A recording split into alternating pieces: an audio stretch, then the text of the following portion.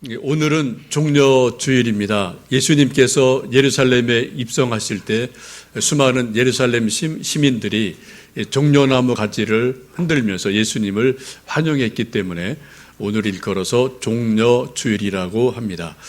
여러분, 종려나무를 다 아실 터인데 제주도 가면은 이런 나무를 이제 보실 수 있고요. 또 팔레스타인 가면은 이런 나무들이 아주 많이 있습니다. 이 종려나무는 승리, 기쁨, 환영, 이러한 의미를 가지고 있어서 예수님께서 예루살렘 오실 때 이 나뭇가지를 흔들면서 호산나 찬송을 부르며 예루살렘의 왕으로 오시고 또 메시아로 오시는 다윗의 후손 예수님을 환영하는 그러한 귀한 일들이 있었습니다. 그래서 오늘을 일컬어서 우리들이 종려주일이다라고 이름을 붙이게 됩니다. 예수님의 공생의 마지막 부분이 오늘부터 한 주간 진행이 쭉 되어집니다.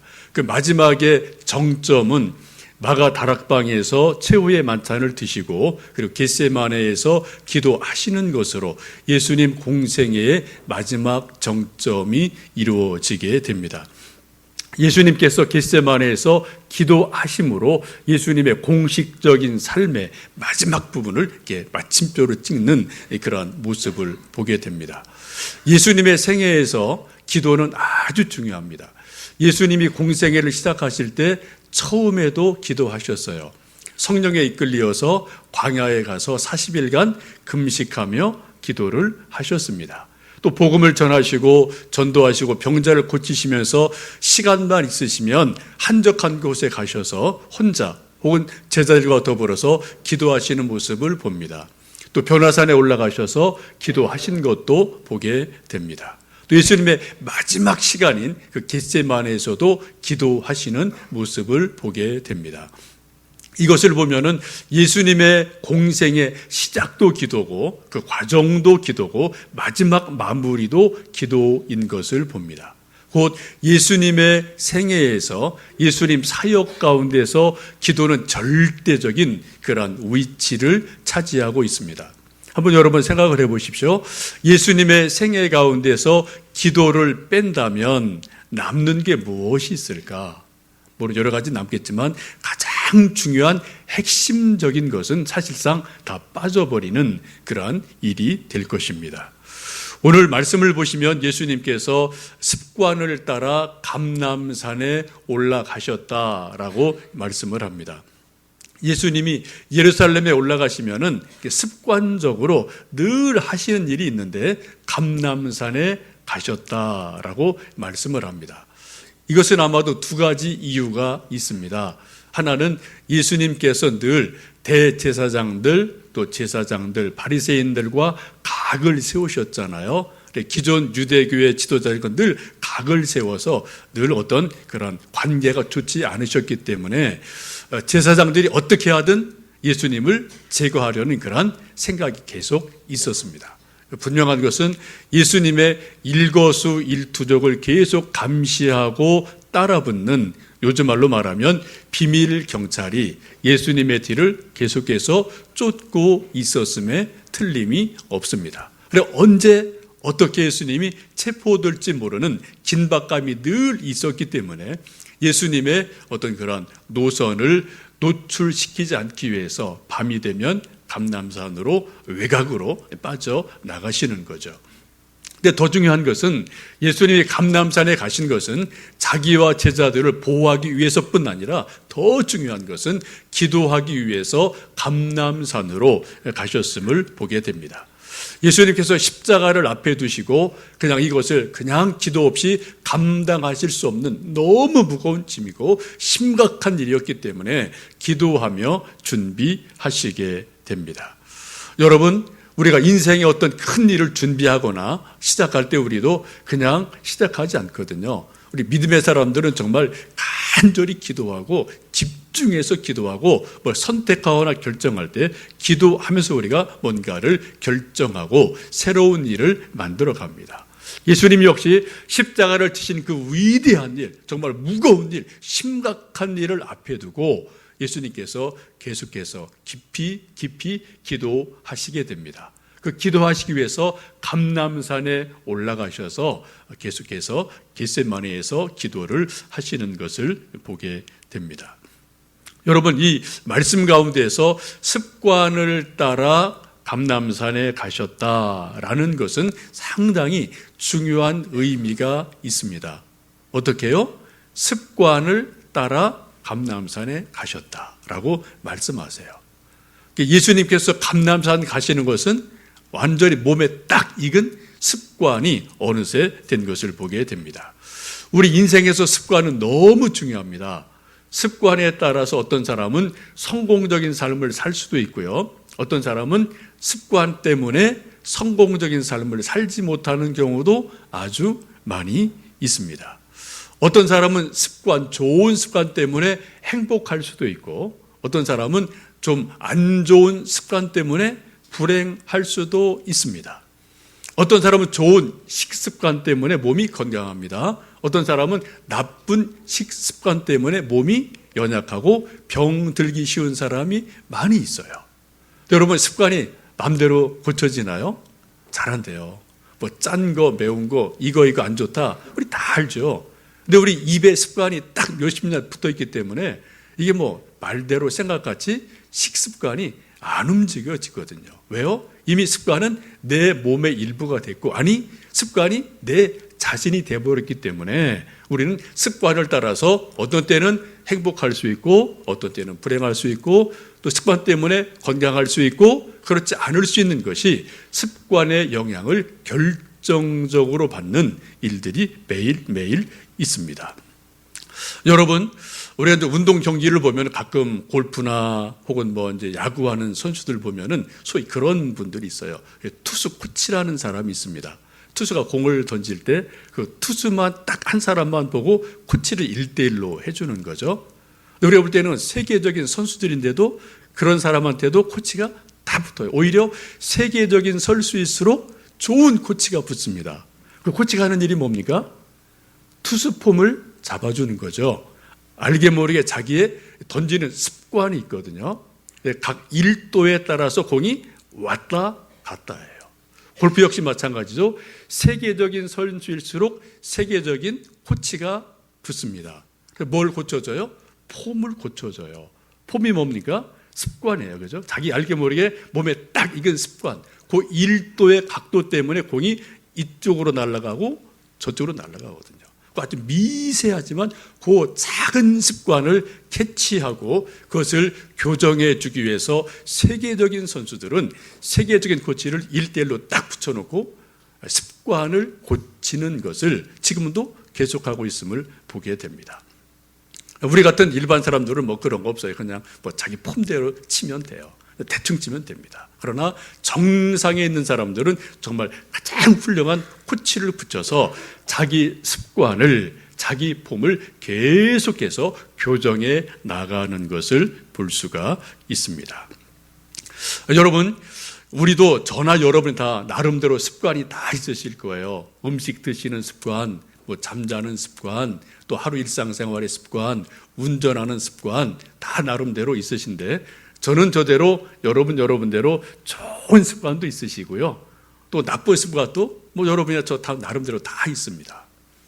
우리가 인생을 살아가면서 정말 행복하고 복되게 사시려면 어떻게 해요? 습관 좋은 것을 잘 들이시면 여러분 소위 성공적인 인생을 사실 수 있습니다.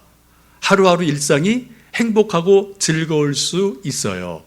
그런데 나쁜 습관을 계속 유지하고 그대로 간다면 성공하기 힘들고요. 또 행복하기 힘든 것은 분명합니다.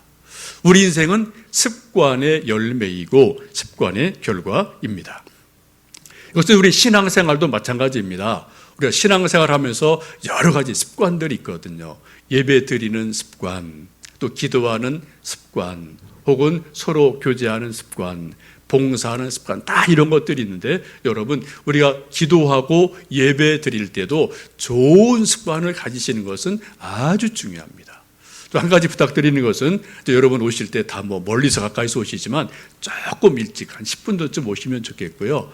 또 오셔서 하나님께 예배 드리는 것이기 때문에 오랜만에 이제 만난 권사님, 집사님, 친구들이 있지만 서로 이야기하시기보다는 좀 그때는 일단 교회에 딱 들어오시면 그냥 좀 눈 감으시고 그냥 하나님 생각하시고 좀 조용히 예배를 위해서 또 자신을 위해서 기도하시는 그런 습관도 같이 좀 만들어가 주시면 좋겠습니다. 우리가 잘 아는 이러한 말이 있습니다. 생각을 심으면 행동을 거둔다. 또 행동을 심으면 습관을 거둔다.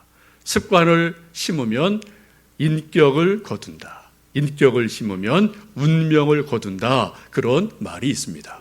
생각을 심으면 그 다음에 뭐가 나온다고요? 행동이 나와요. 여기서 넘어가는 고개가 있죠. 행동에서 또 습관으로 넘어가게 되고요. 습관이 계속되면 그것이 어느새 내 인격이 돼요. 삶이 돼요. 그리고 그것이 내 운명이 되어지게 됩니다. 여기서 한 가지 고개가 넘어가는 것이 사실은 말처럼 쉽지가 않습니다. 생각에서 행동으로 넘어가기까지는 결코 쉬운 일이 아닙니다. 미국의 유명한 포춘이라는 그런 잡지가 있습니다. 그곳에서 많은 세계적인 사람들을 연구하고 리더십을 연구하고 경제 문제를 연구하고 발표하는 그런 유명한 나름대로 잡지인데 그 잡지에 그런 글이 실린 적이 있습니다.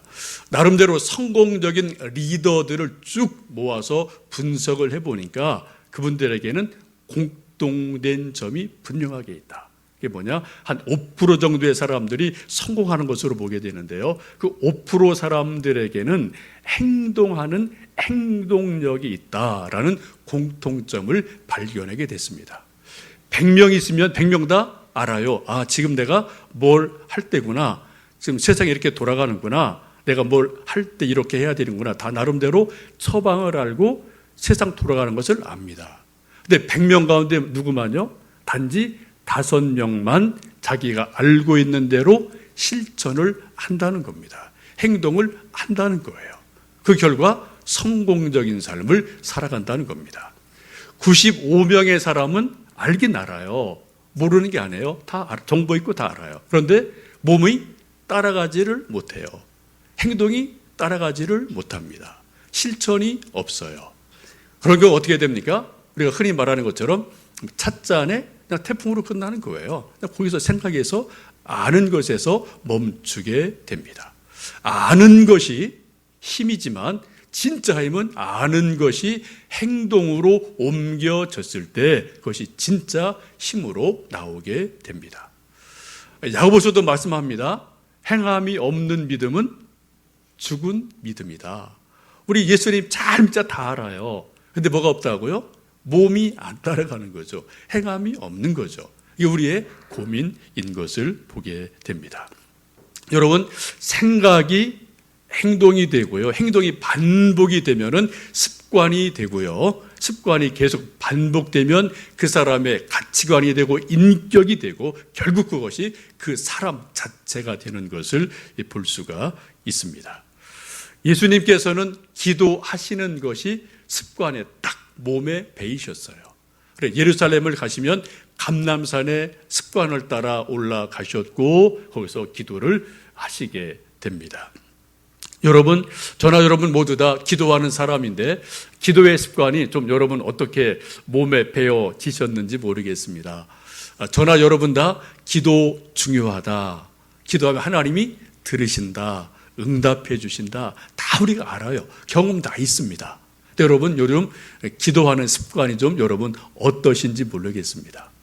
한번 기도합시다. 그럼 여러분 정말 마음이 쫙 모여져서 뜨겁게 기도하십니까? 아니면 기도합시다. 그러면 해야지 알지만 막상 몸은 그냥 따라가지 못하는 그러한 불편함은 혹 없으신지 모르겠습니다.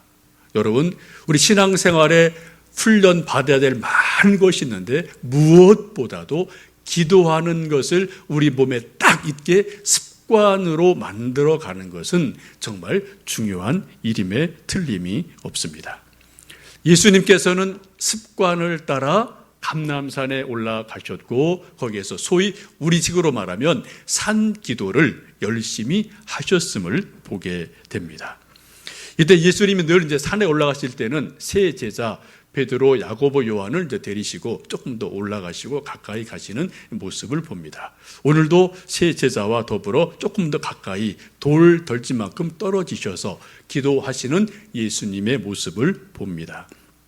이때 예수님께서 제자들에게 하시는 말씀이 너희가 시험에 들지 않게 깨어 기도하라 라고 말씀을 하시죠. 예수님이 이 세 제자와 더불어 감람산에 올라가신 중요한 이유는 시험에 들지 않도록 깨어서 기도하자라고 원해서 함께 감람산으로 올라가시게 됐습니다. 여러분, 우리 사람의 의지가 상당히 강해요. 근데 또 의외로 우리 인간의 의지가 연약한 것을 우리가 매번 경험합니다.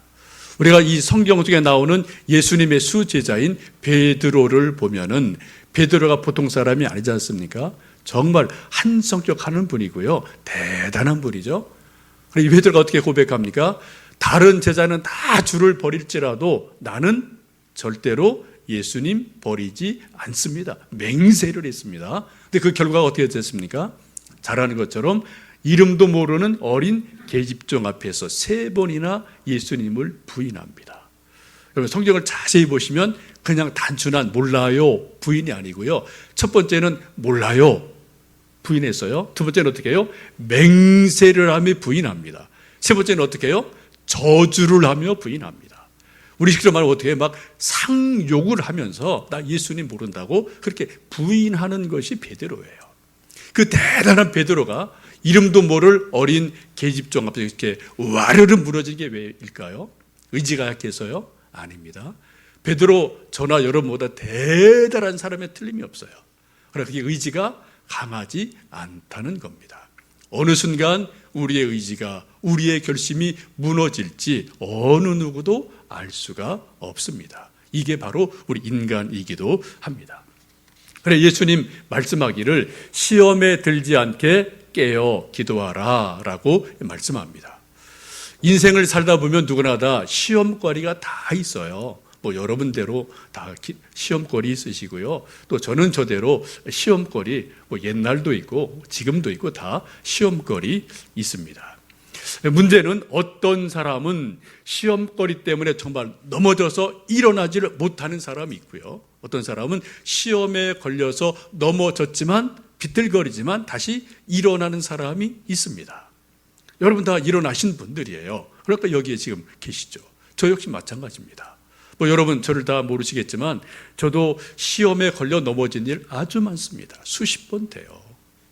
목사고 기도하는 사람이고 하나님 말씀을 선포하는 사람이지만 저도 개인적으로 시험에 걸리고 시험에 또 들고 비틀거리고 넘어지고 꽈당 넘어지고 이런 일 저 참 많습니다. 그럼에도 불구하고 제가 오늘 이 자리에 서 있을 수 있는 것은 한번 넘어져서 엎드러진 것이 아니라 기도했기 때문에 또 하나님이 도우셨기 때문에 그때마다 일으켜 주셨기에 오늘 이 자리에 서 있기도 합니다. 이건 제 고백이에요. 기도의 힘으로, 기도할 때 하나님이 도우심으로 나를 일으켜 주셨다. 여러분, 기도가 무엇입니까? 내 힘으로 못하니까 기도하죠. 내 힘으로 다 하면 기도할 일이 뭐가 있겠습니까? 그죠? 내 힘으로 안 되니까, 내 능력으로 안 되니까, 내 경험이나 지식으로 정보로 안 되니까 하나님 좀 도와주세요. 이게 기도 아니겠습니까? 우리가 기도할 때 하나님 분명히 역사하십니다. 하나님 개입하십니다. 하나님 우리가 알지 못하는 기가 막힌 방법으로 때로 사람을 통해서 오늘 본문에 쭉 나오는 것처럼 때로는 천사를 보내셔서 우리를 도우셔요. 때로는 말씀을 통해서 때로는 성령의 감동을 통해서 우리를 붙들어 주시는 일이 바로 기도 중에 일어나게 됩니다. 예수님께서는 제자들에게 시험에 들지 않게 깨어 기도하라 라고 권면을 하십니다. 여러분, 앞으로 저나 여러분 인생 살다 보면은 시험들 일들이 분명히 있을 겁니다. 자녀 문제, 사람 문제, 경제 문제, 건강 문제, 이런저런 것 우리가 예측하지 못하는 시험거리가 분명히 있어요. 우리가 어떻게 이기겠습니까? 깨어 기도하면 우리가 시험을 당해도 능히 이길 수 있을 줄로 믿습니다. 여러분 깨어 기도하시는 저나 여러분 되시기를 간절히 원합니다. 또 예수님이 기도하기를 원하신 것은 예수님이 십자가를 앞에 두고 정말 심각하게 큰 고통 앞에 있으시기 때문에 나를 위해서 기도해 다오라는 그런 중보 기도의 요청이 이 부탁 가운데 있음을 봅니다. 예수님도 지금 몸을 가지고 계신 분이기에 육체 고통을 느끼십니다. 큰 두려움을 느끼고 계십니다. 마가복음 14장 이렇게 말씀합니다. 내 마음이 심히 고민하여 죽게 되었다. 예수님의 지금 마음 상태가 너무너무 고민이 돼서 내 마음이 이미 죽을 지경이다 라고 예수님도 십자가의 두려움을 토로하고 계셔요. 그러기에 제자들에게 옆에 함께 있어다오, 함께 기도해다오 라고 부탁을 하십니다. 사도 바울도 보시면 서신서에 자기 제자들에게 이곳저곳 교회들에게 나를 위해서 기도해 주십시오 라고 기도 부탁하는 것을 많이 볼 수 있습니다. 여러분, 우리 교인들이 서로서로 해줘야 될 아주 소중한 돌봄 가운데 중보 기도는 아무리 강조해도 지나치지를 않습니다. 저도 개인적으로 여러분에게 감사한 것이 참 많은데 그중에 가장 감사한 것은 여러분이 뭐 알든 모르든 소리를 내서든 속으로 하시든 저를 위해서 중보 기도해 주실 때 정말 저는 감사한 마음이 있어요.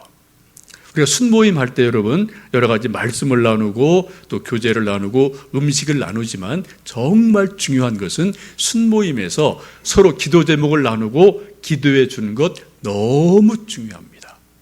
내가 그 사람 다 도와줄 수 없잖아요. 돈 다져줄 수 없잖아요. 병 고쳐줄 수 없잖아요. 근데 어떻게 해요? 우리 하나님께 기도를 드리면 하나님께서 하나님의 방법으로 그 사람을, 우리 집사님을, 권사님을 또 하나님께서 세워주실 줄로 믿습니다.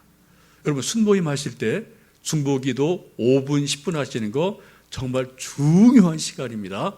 여러분 그렇게 생각하시고 열심히 모이실 때마다 서로서로 좀 축복하며 중보 기도해 주시면 좋겠습니다. 예수님께서 이 감람산에서 겟세마네에서 얼마나 절절하게 심각하게 기도하셨는지 오늘 본문 44절은 그렇게 말씀합니다. 예수께서 힘쓰고 애써 더욱 간절히 기도하시니 땀이 땅에 떨어지는 핏방울같이 되었더라. 한번 여러분 이 말씀을 좀 곰곰이 생각해 보십시오. 예수님께서 힘쓰고 애써 기도하셨어요. 또 어떻게 해요? 더욱 간절히 기도하셨습니다. 이게 기도하시는 가운데 땀방울이 얼굴에서 뚝뚝뚝 떨어지는데 그 땀방울이 마치 핏방울처럼 보일 정도로 그렇게 절절하게 기도하시는 모습을 봅니다.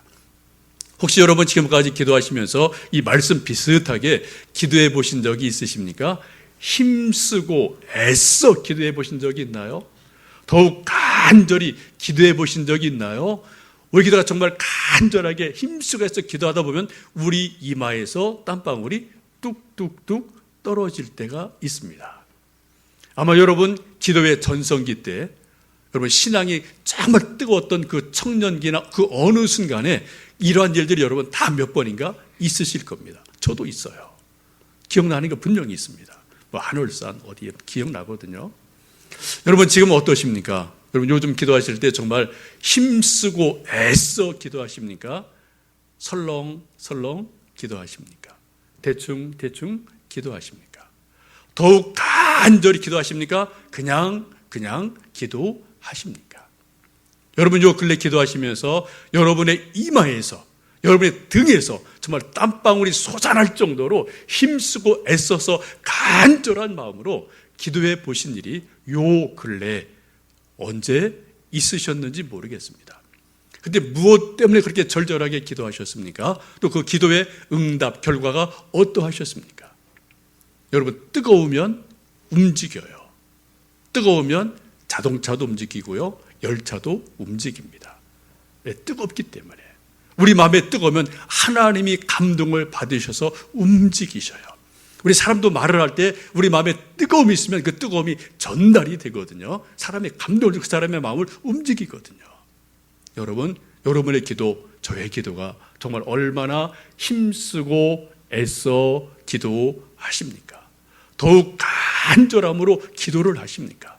정말 땀방울이 솟아날 정도로 얼마나 간절하게 내 인생을 위해서, 우리 자녀를 위해서, 하나님의 영광을 위해서, 교회를 위해서, 복음을 위해서 여러분 얼마큼 기도를 하시는지요.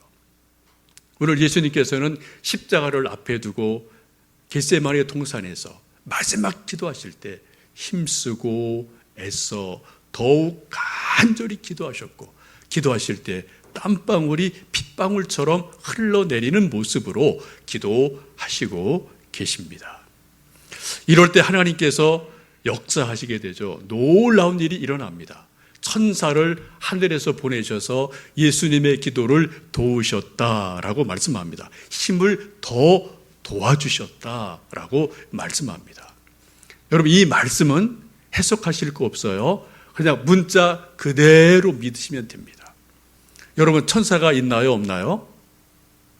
분명히 있습니다. 천사 우리 눈으로 볼 수 없습니다.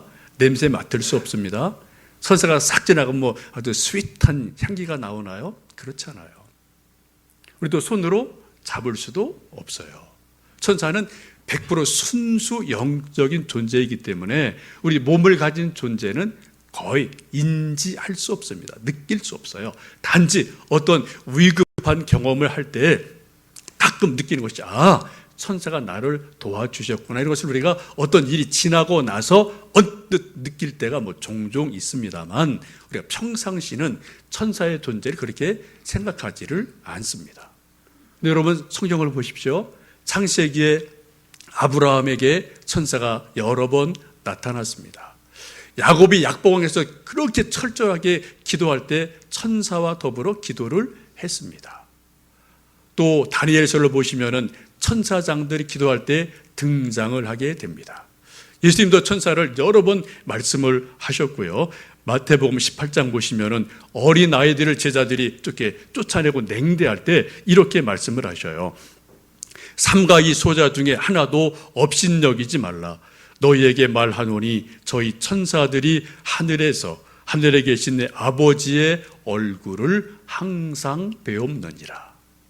아주 어린아이라 제자들이 냉대하고 쫓아낸 그 아이들에게도 뭐가 있다고요? 천사가 있어서 그들이 하늘에 하나님을 뵙고 있다라고 말씀하셔요. 그걸 요즘 우리말로 말하면 어린아이들에게도 소위 수호 천사가 있다라고 예수님 분명하게 말씀합니다. 우리가 앞으로 기다리고 있는 성경의 마지막 부분이 계시록이죠. 계시록에 가장 많이 등장하는 존재가 누굽니까? 천사예요. 7 천사장이 나팔을 불고 대접을 쏟고 계속 누가 합니까? 다 천사가 하는 거로 성경은 기록되어 있거든요. 여러분, 창세기부터 계시록까지 쭉 보시면은 천사에 대한 경험이 아주 많아요. 시편을 보시면 다윗도 자기가 천사의 도움으로 죽음의 자리에서 벗어났다라는 것을 고백하는 말씀, 여러분 시편 중에서 읽어보실 수가 있을 겁니다. 지금 예수님께서 십자가를 앞에 두고 그처럼 힘쓰고 애써 간절히 기도하실 때, 땀방울이 핏방울처럼 기도하실 때, 몸이 지치고 힘들어하실 때 하나님께서 천사를 하늘에서 보내셔서 옆에서 힘을 더하셨다라고 성경은 말씀합니다. 여러분, 기도하실 때 꼭 기억하십시오. 하나님이 우리 기도를 들으십니다. 동시에 어떻게 해요? 우리를 도우시기 위해서 우리 눈에 보이진 않지만 하나님의 천사를 보내셔서 우리를 도우셔요. 또 우리 기도를 어떻게 해요? 향으로 담아서 다 하늘나라로 가지고 올라가는 존재도 천사이기도 합니다. 예수님께서 기도하실 때 하나님이 특별하게 힘을 천사를 통해서 도와주시는 것을 봅니다. 이처럼 예수님 몸부림치며 기도하셨지만 기도 마치고 돌아와 보니 세 제자는 어떻게 해요? 다 졸고 있었다라고 성경은 말씀합니다. 그때 예수님 하시는 말씀이 너희가 나와 함께 1시간도 깨어 있을 수 없더냐. 시험에 들지 않게 깨어 기도하라고 거듭 말씀하고 있습니다. 이제 저희들 오늘 종려주일 예배를 드리고요. 내일부터 고난주간 특별 새벽 기도회를 합니다. 한 주간 교회에 오시든 댁에 계시든 우리 일상생활을 반복해 하시겠지만 우리 영적으로 가장 중요한 그런 고난 주간을 한 주간 주님과 더불어 동행하게 됩니다. 여러분, 예수님의 십자가의 고통을 우리도 기도 중에 느껴보고 동참하고요.